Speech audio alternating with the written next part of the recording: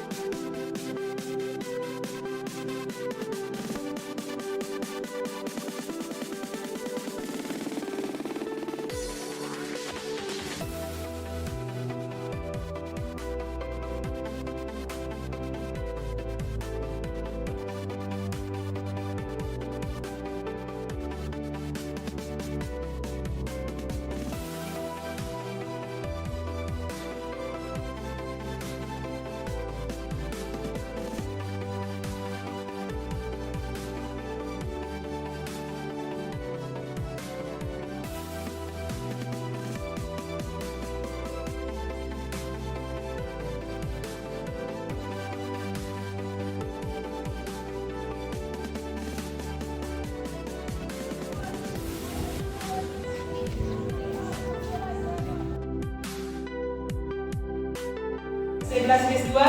Ayo. Oke, seperti biasa, maju ke depan. Pimpin doa dan lagu. Sama-sama. Kau satu final.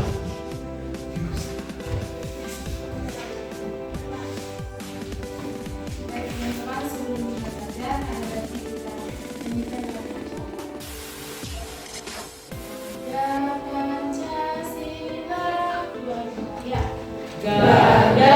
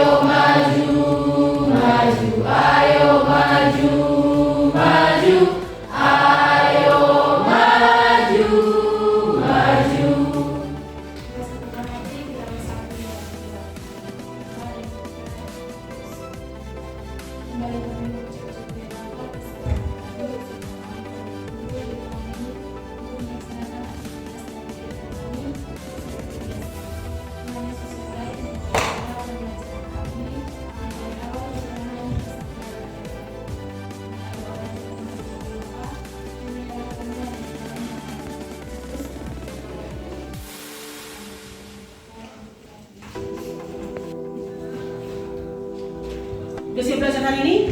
Siapa yang tidak hadir? Juga itu? Terima kasih. Maunya bikin tiap hari kan? Tidak ada yang melakukan izin ataupun yang sahih. Terima kasih.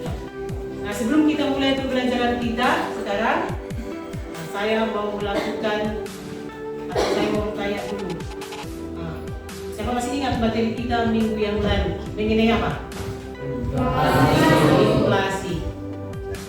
Pasti masih ada yang ingat apa itu pengertian inflasi. Nah, coba. Apa pengertian inflasi? Lalu ada kaitannya dengan materi yang sekarang. Nah, selalu berkaitannya. Materi itu selalu berkaitan atau berkelanjutan. Nah, coba satu orang saja. Siapa bisa menyebutkan pengertian inflasi? Nah, siapa tanya namamu? Sedia, coba. Apa pengertian inflasi? Pengertian inflasi adalah kenaikan harga barang secara terus-menerus yang berlaku secara umum. Inflasi artinya kenaikan harga barang, termasuk juga jasa sebenarnya ya. Kenaikan harga barang maupun jasa yang terjadi secara terus-menerus dan berlaku secara umum. Apa hubungan inflasi dengan kebijakan moneter? Si Grace, coba. Kaitan inflasi dengan kebijakan moneter adalah bahwa salah satu cara yang dilakukan pemerintah dalam mengatasi inflasi yaitu melakukan kebijakan moneter. Kaitan antara inflasi dengan kebijakan moneter, yaitu bahwa salah satu cara yang dilakukan pemerintah untuk mengatasi inflasi atau mengatasi kenaikan harga barang ialah melakukan kebijakan moneter. Coba, bagi yang baca bukunya, yang belajar buku mas, apa? Pengertian kebijakan moneter. Si Samara, coba Samara. Apa arti kebijakan moneter? Kebijakan moneter artinya kebijakan yang ditetapkan dan dilaksanakan oleh Bank Indonesia untuk menjaga dan memelihara kestabilan nilai tukar. Kebijakan moneter artinya kebijakan yang dilakukan, ditetapkan oleh pemerintah. Pemerintah maksudnya situ ialah Bank Indonesia atau Bank Sentral untuk menjaga dan memelihara kestabilan nilai rupiah. Jadi supaya nilai rupiah itu stabil, tidak anjlok dia. Jadi kebijakan moneter artinya kebijakan yang dilakukan pemerintah. Pemerintah maksudnya dari siapa? Bank Indonesia. Bank Indonesia itu maksudnya siapa? Menteri Keuangan. Untuk melakukan, melaksanakan, menetapkan peredaran jumlah uang di masyarakat demi RI, BNI, Bank Syariah, Bank Mandiri, Bank Sentral Asia. Kegiatannya melayani simpan pinjam uang. Tapi kalau untuk mencetak uang, mengatur peredarannya ialah Bank Indonesia atau Bank Sentral. Ada juga undang-undangnya. Oke? Nah, itu sudah sebagai pemuda ya. Adapun tujuan pembelajaran kita hari ini itu mengenai kebijakan moneter. Yang pertama, kami nih semua satu-satu nih, si Wildan, si Pran, siapa lagi, Sulastri, semua ini harus bisa menyebutkan atau menjelaskan pengertian kebijakan moneter. Itu yang pertama. Yang kedua, kalian juga harus bisa menjelaskan tujuan kebijakan moneter. Yang ketiga, kalian juga harus mengetahui siapa pemerintah yang memiliki wewenang untuk mencetak uang dan mengatur jumlah peredaran uang. Itu dari siapa? Bank Indonesia atau Bank Sentral. Satu lagi tujuan pembelajaran kita hari ini ialah menganalisis instrumen kebijakan moneter. Nah, kalau Pak itu nanti ya, itu nanti untuk kalian diskusikan. Oke? Dan sinetronnya disimak videonya, dihayati. Karena nanti setelah video ini ada muncul pertanyaan. Oke? Dia bisa. Menurut penelitian Bank Dunia tahun 2015, sekitar 100 juta jiwa penduduk Indonesia hanya memiliki penghasilan Rp330.000 per bulannya. Banyak dari kita bertanya, seperti yang ditanyakan oleh Sapina ini, kenapa negara kita tidak mencetak uang sebanyak-banyaknya saja untuk memberantas kemiskinan? Kenapa? Intinya, kita tidak bisa mencetak uang sebanyak-banyaknya karena hal itu bisa mengakibatkan kenaikan harga barang dan penurunan dalam tanda kutip nilai uang itu sendiri, atau yang biasa disebut sebagai inflasi. Bagaimana hal itu dapat terjadi? Pendeknya, dalam suatu pasar, banyaknya jumlah uang beredar dan jumlah barang yang dibutuhkan haruslah seimbang. Jika pemerintah mencetak terlalu banyak uang, kita juga akan memiliki lebih banyak uang dan tentunya membuat kemampuan membeli barang semakin tinggi. Akibatnya, jumlah barang yang ingin kita beli berkurang dan harganya pun juga ikut menyesuaikan. Hal tersebut tidak mengubah apa-apa, kecuali menurunkan dalam tanda kutip nilai uang itu sendiri. Sehingga nilainya semakin lama semakin tidak berharga karena jumlahnya yang terlalu banyak. Fakta uniknya, cukup banyak negara di dunia ini pernah mengalami inflasi parah akibat mencetak uang yang terlalu berlebihan. Salah satunya adalah negara Jerman. Setelah kalah pada Perang Dunia Pertama dan harus membayar kerugian perang, saking tidak berharganya uang di sana dipakai untuk mainan, menyalakan api kompor, hingga jadi menghias di rumah. Kemudian selain itu ada juga negara Zimbabwe, di mana harga telur di sana bisa mencapai angka miliaran dolar Zimbabwe. Sangat fantastis. Dan tak ketinggalan juga negara Hungaria setelah Perang Dunia Kedua yang pernah memiliki kertas uang yang bernilai nominal 1 miliar triliun, menjadikan inflasi terparah sepanjang sejarah. Jadi, semoga video ini bisa menyadarkan diri kita sendiri untuk tidak mencoba mencetak uang, karena tidak hanya membuat terjadinya inflasi, mencetak uang juga melanggar hukum, membuat pintar-pintar kita habis, dan membuat kita masuk penjara. Dan seperti biasa, terima kasih. Dah?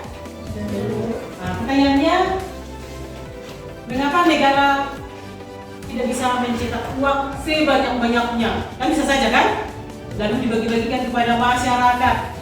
Dengan demikian, utang-utang bisa terlunasi, segala kebutuhan bisa dipenuhi.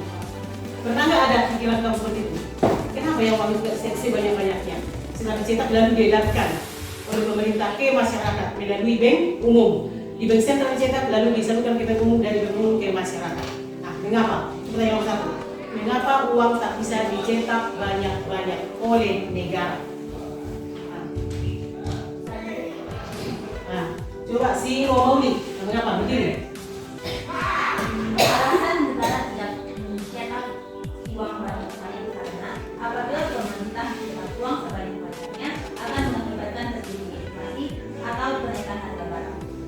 Semakin banyak uang yang dicetak, permintaan pun semakin banyak. Sementara jumlah barang yang diproduksi, yang tersedia dan ditawarkan oleh produsen terbatas juga. Jadi alasan negara tidak mencetak uang adalah Kenapa uang tidak bisa mencetak uang sebanyak-banyaknya? Kamu ada uang banyak di tanganmu. Apa yang muncul? Sifat alami manusia pada dunia apa? Banyaklah uang di tangan ini. Apa yang muncul? Sifat alami manusia apa? merasa tidak puas, Bu. Ya, semakin banyak permintaan, makin banyak yang ingin kita beli, kita penuhi. Bahkan kebutuhan yang tidak begitu penting pun akan kita beli. Bukan hanya kamu, belum lagi yang lain semua. Makin banyak yang ingin kita belanjakan, beli ini, beli ini. Tapi di sisi lain apa? Berbagai jenis barang dan jasa yang ingin kita beli, yang ingin kita penuhi, jumlahnya juga terbatas. Nah, jadi barang yang ingin kita beli jumlahnya terbatas, uang banyak. Akibatnya apa? Mau beli kapal pesiar, berian mewah, laptop mewah, mobil mewah. Walaupun sudah ada tadi laptop, handphone mewah, produk-produk rumah tangga yang serba mewah, karena uang sudah banyak. Bukan hanya kamu, yang lain juga. Tapi si lain apa? Berbagai jenis barang dan jasa yang ingin kita beli, jumlahnya juga terbatas. Akibatnya apa? Harga barang terus naik, sehingga tidak ada nilai uang itu. Nah, permintaan dan penawaran itu harus seimbang. Kalau begitu, berapa banyak uang bisa dicetak oleh negara setiap tahun? Tidak bisa kita patok, misalnya 10 triliun bisa. Jawabannya secara teoritis ialah secukupnya. Artinya tidak boleh terlalu banyak, tidak boleh terlalu sedikit. Dan logikanya, kalau sesuatu itu mubazir jumlahnya, akibatnya apa? Misalnya tomat mubazir, cabai mubazir, beras mubazir, terlalu banyak. Akibatnya apa? Harga tomat turun, nilai tomat turun, nilai beras turun. Mengapa jumlah uang yang beredar itu harus diatur peredarannya? Kan setelah dicetak dari diperkirakan secukupnya, misalnya 10 triliun. Lalu peredarannya pun ke masyarakat diatur oleh Bank Indonesia. Mengapa harus diatur peredaran jumlah uang itu? Nah, coba Sri. Mengapa jumlah peredaran uang harus diatur? Supaya perekonomian berjalan dengan normal ataupun stabil. Karena jika jumlah uang yang beredar terlalu banyak, akibatnya barang-barang akan terus naik, sehingga nilai uang itu sendiri akan anjlok. Sebaliknya juga, jika jumlah uang yang beredar terlalu sedikit, maka perekonomian dapat juga berjalan tidak normal. Diedarkan terlalu banyak, maka akan terjadi inflasi. Semakin naik karena permintaan semakin banyak. Ini itu. Sebaliknya, jika jumlah uang yang beredar itu terlalu sedikit, maka perekonomian tidak dapat berjalan.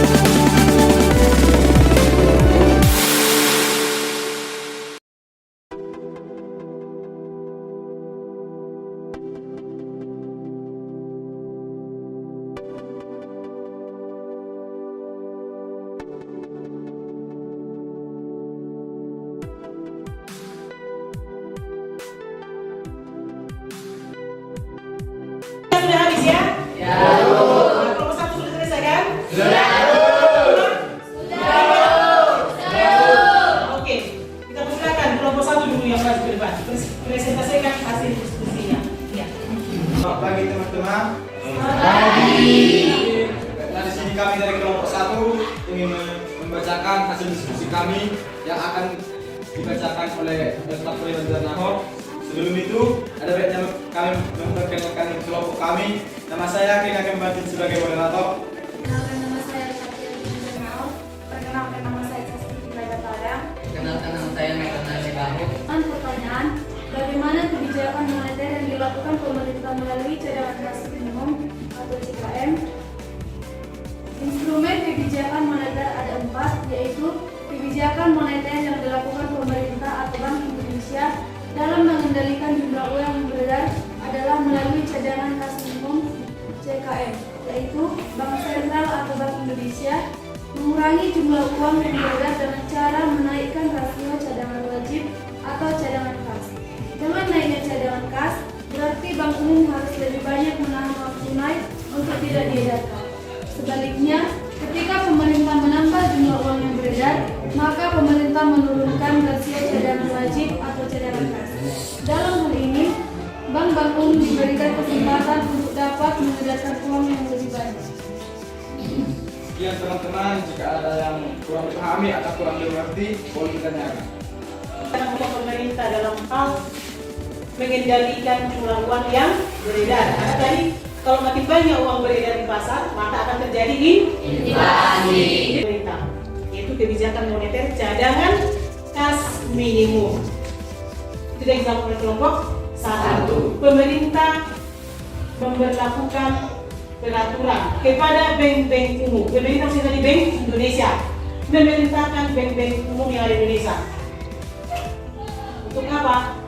Bahwa seluruh bank umum yang ada di Indonesia menaikkan cadangan wajib minimum. Sementara uang yang di bank umum itu hanya ada 800 juta misalnya.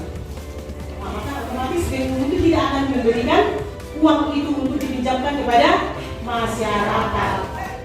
Sebaliknya, pemerintah menurunkan cadangan wajib minimum. Artinya, Bank Sentral memerintahkan seluruh bank umum Indonesia bahwa seluruh bank umum Indonesia menaikkan atau menurunkan cadangan wajib misalnya sehingga bank umum Indonesia bisa menyediakan uang hanya 500 juta ya masyarakat, sehingga jumlah uang yang beredar banyak. Itu nanti akan menyebabkan terjadi inflasi. Jadi supaya tidak terjadi inflasi, maka bank umum Bank Sentral menaikkan cadangan wajib minimum atau cadangan kas minimum. Jadi uang itu di tangan di bank. Misalnya setiap bank umum wajib menyediakan uang. Sudah jelas? Oke, kita beri tepuk tangan untuk kelompok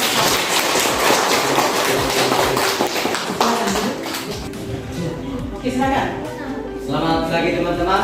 Selamat pagi. Di sini kami kelompok 2 ingin mempresentasikan hasil. Nama saya Niksan Melau sebagai moderator. Saya Sulasti Simanjuntak. Saya Chris Sulaiman. Saya Dinas Pemerintah. Saya Dinas Pemerintah. Kerja kelompok kami yang akan dibacakan oleh teman kami Sulasti Simanjuntak. Bagaimana kebijakan moneter yang dilakukan pemerintah melalui kebijakan politik diskontol? Kebijakan moneter yang dilakukan pemerintah melalui kebijakan politik diskontol yaitu jika pemerintah mengurangi jumlah uang yang beredar, maka pemerintah menaikkan tingkat suku bunga. Jadi, hasrat masyarakat untuk menabung di bank tinggi dan mengakibatkan jumlah uang yang beredar di masyarakat berkurang. Sebaliknya, jika pemerintah menambah uang yang beredar, maka pemerintah menurunkan tingkat suku bunga. Dengan begitu, minat masyarakat untuk menabung di bank pun berkurang, sehingga jumlah uang yang beredar di masyarakat bertambah. Nanti tadi kelompok 2 mengenai kebijakan politik diskonto atau kebijakan menaikkan ataupun menurunkan tingkat suku bunga bank. Yang dipaparkan kelompok 2 mengenai kebijakan diskonto. Salah satu cara yang dilakukan pemerintah untuk mengatasi jumlah uang yang beredar di masyarakat negara melalui kebijakan politik diskonto. Yaitu misalnya Bank Indonesia menaikkan tingkat suku bunga. Kalau tingkat suku bunga naik, kita sebagai kreditur pemilik modal, apa yang terjadi? Kita naik. Kalau 5 juta tabungan di bank, 50% bunganya per bulan. Juga saya simpan uang saya ini di bank. Kalau suku bunga naik, ada yang demikian, uang yang beredar di masyarakat berkurang karena bertahan di bank. Sebaliknya, pemerintah menurunkan tingkat suku bunga. Kalau tingkat suku bunga turun, kita sebagai pemilik modal dan kreditur tidak termotivasi untuk menabung. Bunga naik, kreditur atau masyarakat pemilik modal tidak bergairah untuk menabung, sehingga uang itu beredar di masyarakat. Jika tingkat suku bunga naik, maka pihak kreditur atau pemilik modal termotivasi untuk menabung, sehingga uang itu bertahan di bank, berkurang peredarannya di masyarakat. Oke, tangan untuk kelompok.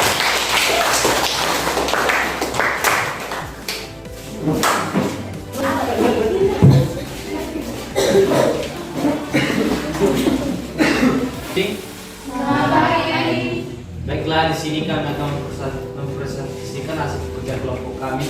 Tapi terlebih dahulu di sini kami akan memperkenalkan nama kelompok kami masing-masing.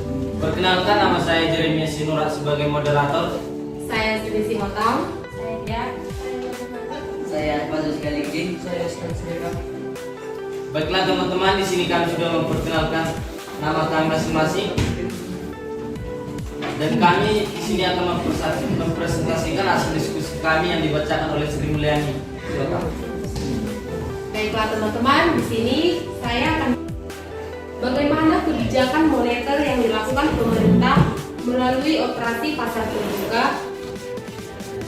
Kebijakan moneter yang dilakukan oleh pemerintah atau Bank Indonesia melalui operasi pasar terbuka yaitu jika pemerintah ingin menambah jumlah uang yang beredar, maka pemerintah akan membeli surat-surat berharga, misalnya saham, obligasi, SBI atau sertifikat Bank Indonesia.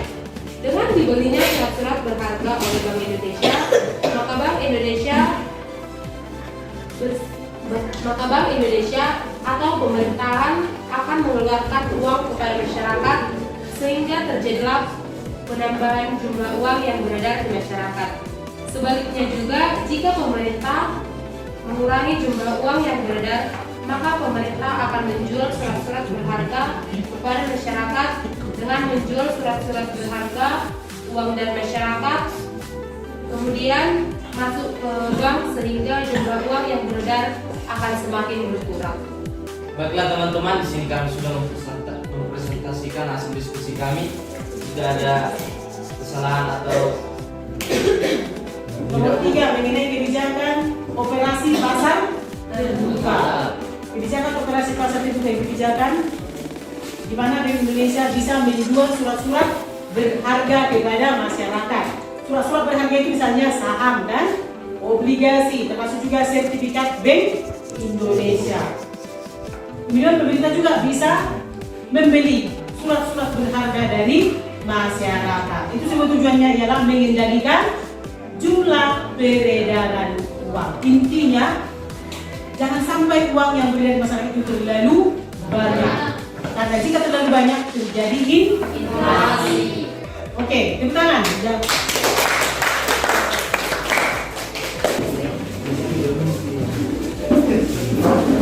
Selamat pagi buat Ibu Pembimbing dan teman-teman sekalian. Selamat pagi.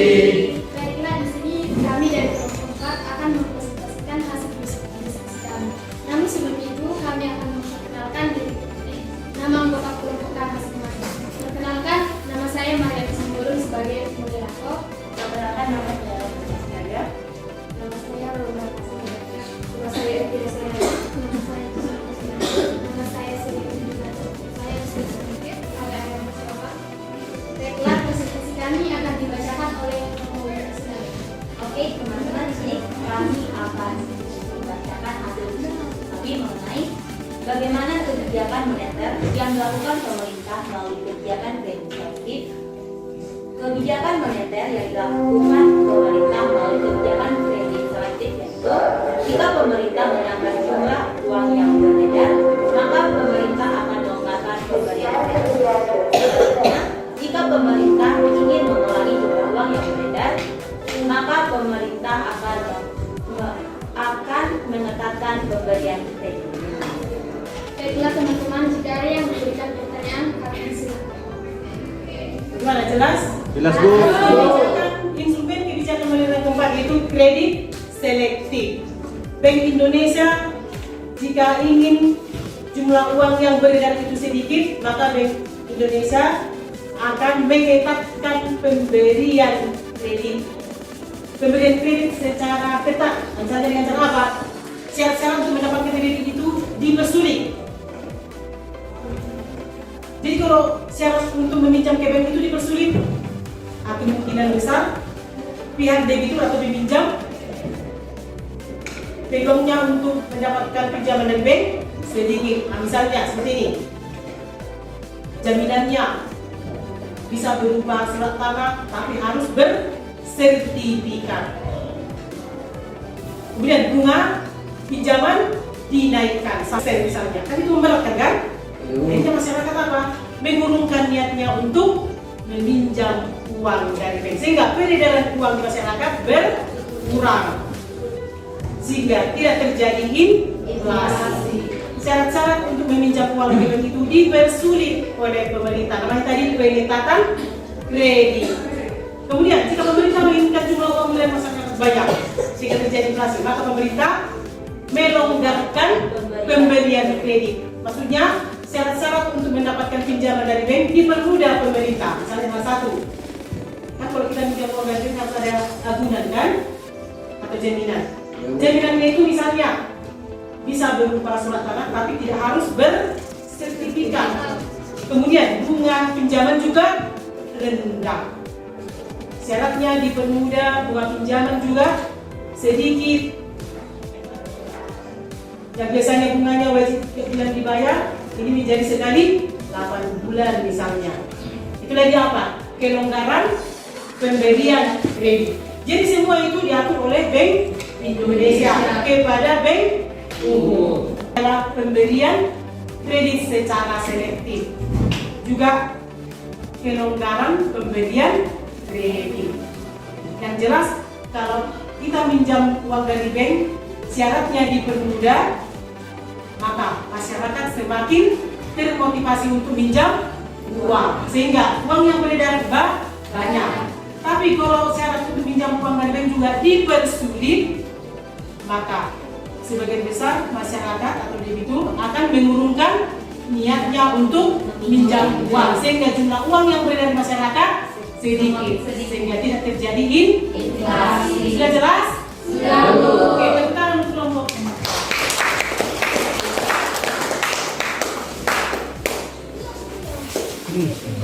Posisinya ya. Kesimpulan pembelajaran kita hari ini mengenai kebijakan moneter. Nah, coba siapa bisa? Yang pertama apa?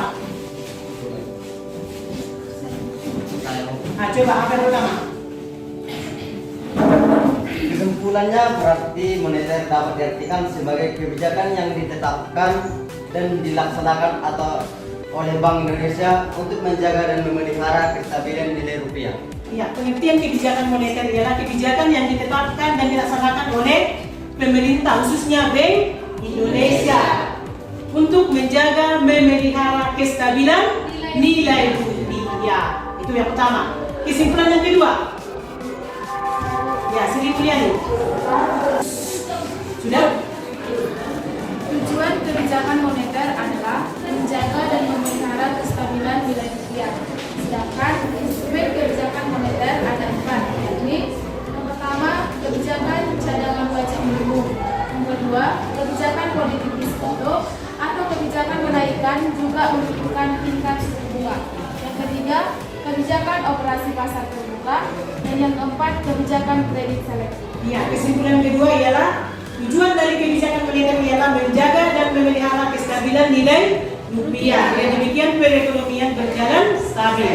Satu lagi, ada 4 instrumen kebijakan kebijakan moneter dalam hal mengatasi inflasi. Yang pertama, kebijakan politik diskonto, kebijakan cadangan wajib minimum, ketiga kebijakan operasi pasar terbuka, dan yang terakhir kebijakan kredit selektif. Oke. Kemudian tugasmu halaman 103 buku paket. Ada di situ pilihan berganda 15 soal dan esai 5 soal. Tugas mandiri kerjakan di rumah ya. Minggu depan itu saya tadi. Oke, demikian pelajaran kita hari ini. Terima kasih.